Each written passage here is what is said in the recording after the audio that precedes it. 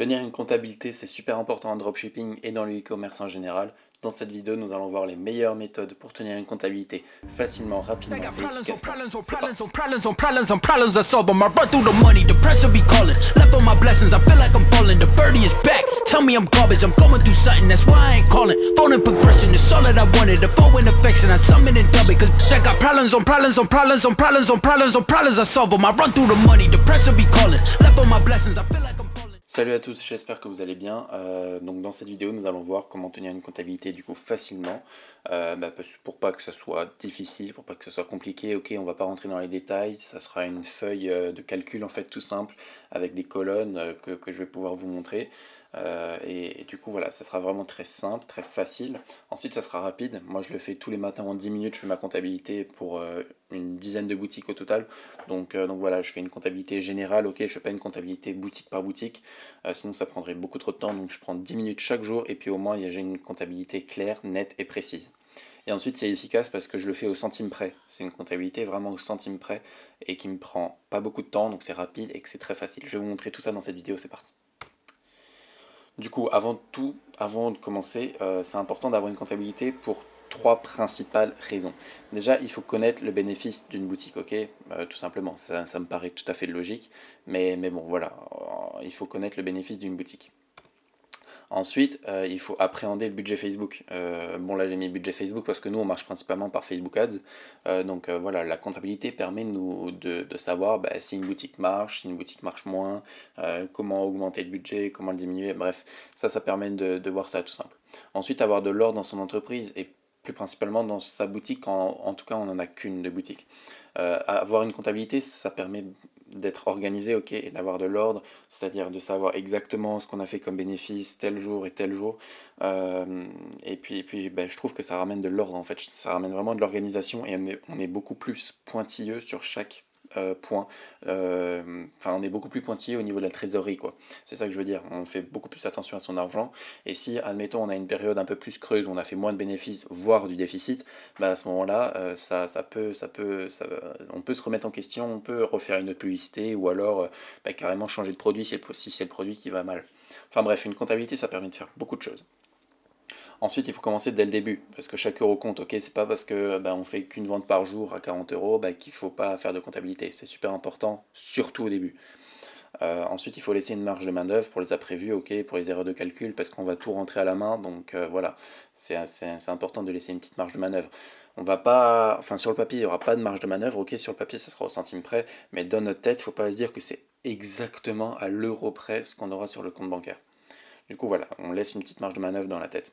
Et ensuite, il faut compter tous les frais, bien sûr, des frais bancaires jusqu'aux frais de publicité, en passant par les frais comptables, les applications, les formations, produits, publicité, etc. Enfin bref, on va compter vraiment tous les frais possibles et imaginables. Et aussi, je ne l'ai pas noté, mais on va aussi compter la TVA pour ceux qui y sont assujettis. Et ensuite, bien sûr, je vous réserve une petite surprise en fin de vidéo.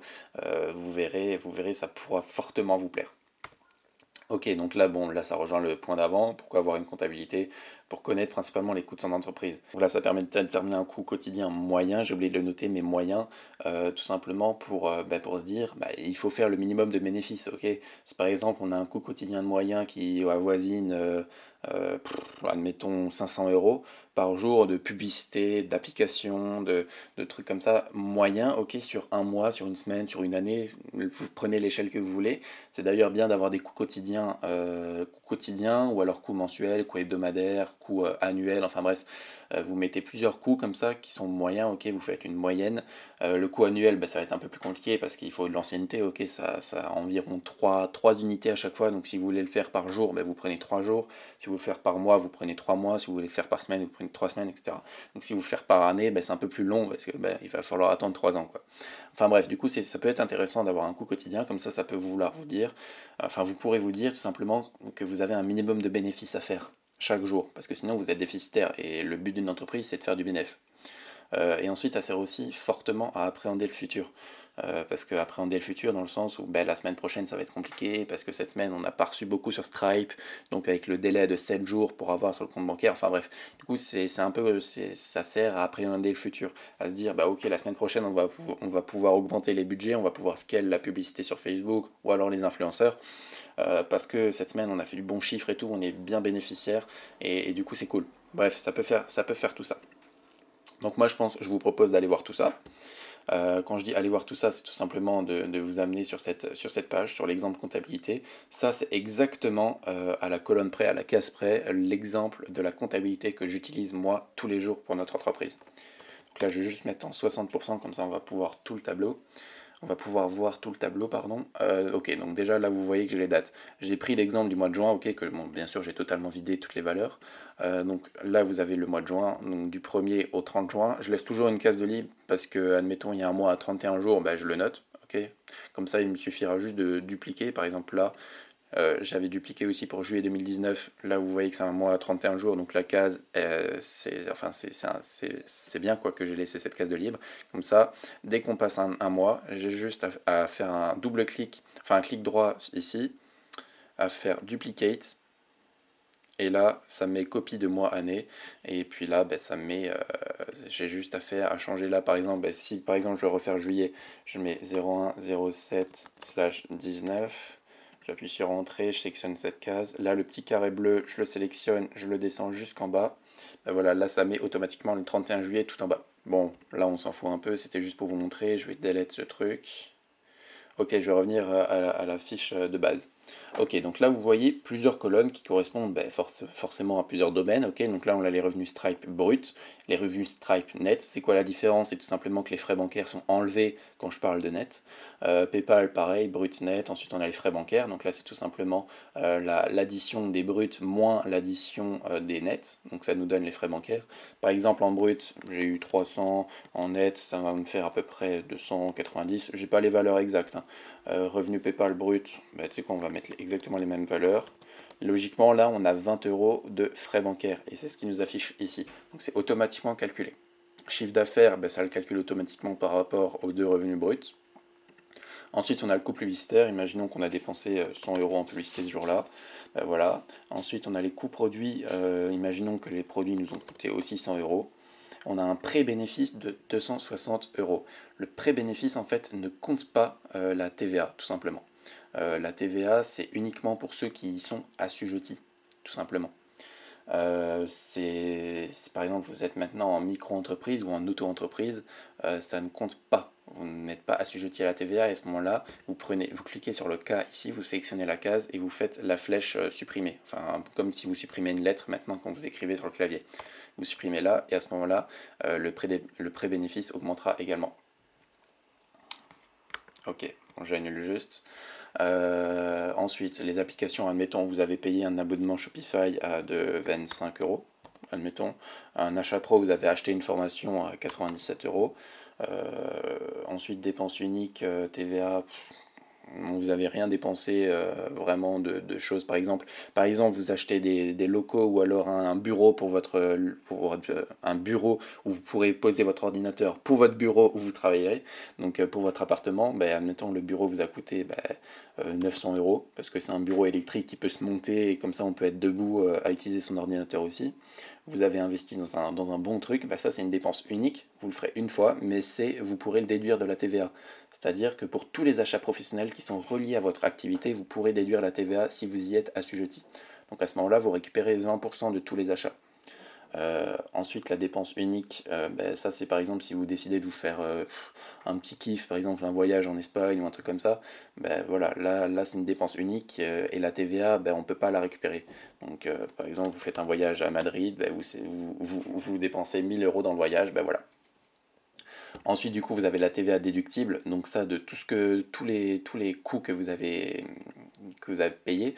Donc le coût publicitaire, Facebook, on peut récupérer la TVA en application, achat pro et dépenses uniques TVA. Tout ça, vous pourrez effectivement récupérer la TVA. Donc vous pourrez récupérer au total 224 euros de tous vos achats. Donc c'est comme si vous récupérez, en fait, c'est comme si vous avez une réduction de tout ce que vous avez payé de 224 euros au total.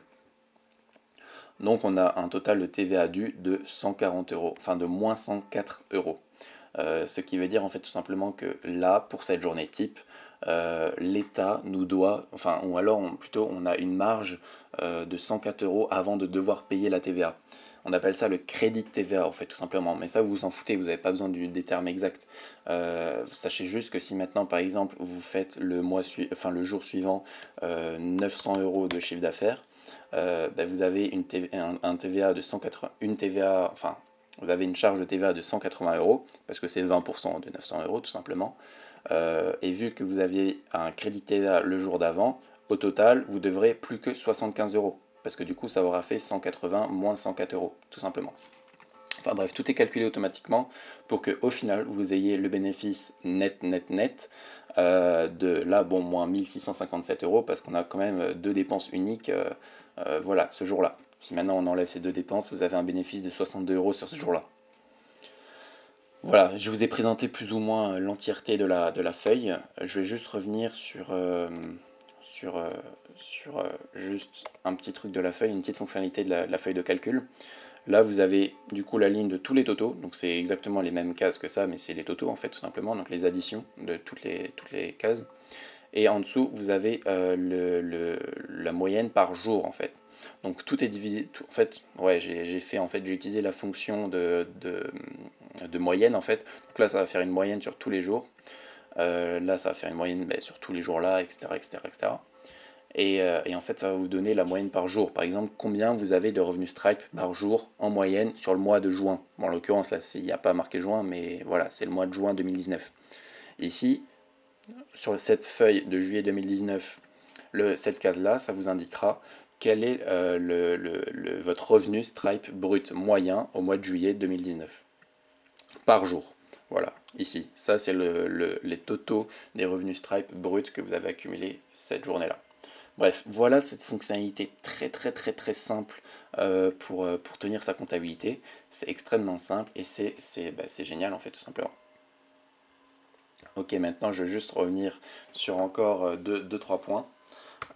Donc les conseils les plus importants de cette vidéo, ce qu'il y a à retenir en gros, c'est déterminer un coût quotidien moyen. J'en ai pas trop parlé quand j'étais devant la feuille de calcul, mais ce qui est intéressant avec cette façon de faire, cette façon de tenir la comptabilité, c'est que vous pourrez facilement déterminer un coût quotidien moyen en additionnant les coûts de publicité moyens par jour, ensuite les coûts de produits, ensuite les coûts d'application, les coûts de dépenses uniques TVA, etc., etc. En gros, vous additionnerez tous les coûts quotidiens moyens par jour et ça vous fera un coût quotidien global par jour moyen. Et avec ce coût quotidien, vous pourrez vous dire, écoute, aujourd'hui je dois absolument faire plus que le coût quotidien moyen par jour de bénéfices. Sinon, je suis en déficit, tout simplement. Ensuite, c'est extrêmement important de commencer dès le début, ok, même avec des tout petits chiffres, même avec 40 euros par jour de chiffre d'affaires, il faut avoir une comptabilité, c'est important. Et ensuite, c'est le faire régulièrement. Moi, je le fais tous les jours, absolument tous les jours. Ça me prend à peine 10 minutes par jour. Et voilà, au moins, je le fais tous les jours. Et puis voilà, au moins, c'est propre, c'est net, c'est précis. Et tous les jours, j'ai le résultat de la veille. Vous savez, moi, je fonctionne comme ça également, j'ai oublié de vous dire. C'est que moi, je fais toujours la comptabilité de la veille. Parce que je ne vais pas faire la comptabilité d'aujourd'hui alors que la journée n'est pas finie. Donc aujourd'hui, le jour où je tourne cette vidéo, je crois qu'on est le 30 juillet, j'ai fait la comptabilité ce matin quand je me suis levé du 29 juillet. Et demain, le 31 juillet, je ferai la comptabilité du 30 juillet, etc. À chaque fois, je fais la veille. Ensuite, pour terminer, je vous ai promis un petit cadeau pour la fin. Vous pourrez accéder à la feuille de calcul que je vous ai mise à disposition juste avant, totalement gratuitement. Pour ce faire, vous cliquez sur le premier lien en description, vous inscrivez votre mail et vous aurez accès automatiquement en fait à la feuille de calcul par mail. Elle vous sera envoyée directement et automatiquement. Ensuite, vous pourrez rejoindre bien sûr le groupe Facebook avec plein d'astuces et des lives FAQ toutes les semaines, ok. Bon, pas pour le moment, mais dès qu'il y aura du monde et du people dans le groupe Facebook, on fera des lives FAQ, des lives analyse de boutique, enfin bref, tout ce que vous voudrez. Toutes les semaines. Voilà, c'est la promesse qu'on vous fait en rejoignant le groupe Facebook. Et enfin, j'aimerais terminer cette vidéo sur cette phrase qu'on vous dit à chaque fin de vidéo. Croyez en vos rêves et travaillez dur. C'était Léo de New Story. Ciao.